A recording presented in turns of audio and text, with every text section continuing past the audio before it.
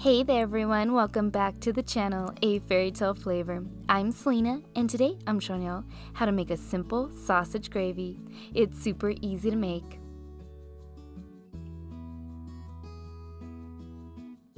In a large skillet over medium-high heat, add 1 pound of sausage of your choice and cook until the sausage is browned and cooked through. It should take about 5 to 8 minutes.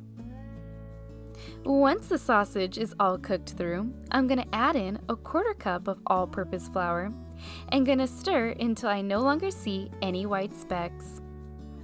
If you're new to my channel, welcome. Please hit that red subscribe button. I post new recipes every week.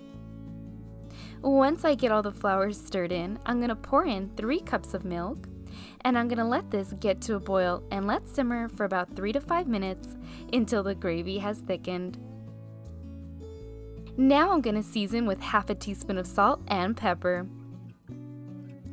And that's it. This sausage gravy is ready. We love to serve this over our homemade biscuits. Well, I hope you all enjoyed this recipe. You can find the full recipe on my blog page at A Fairytale Flavor.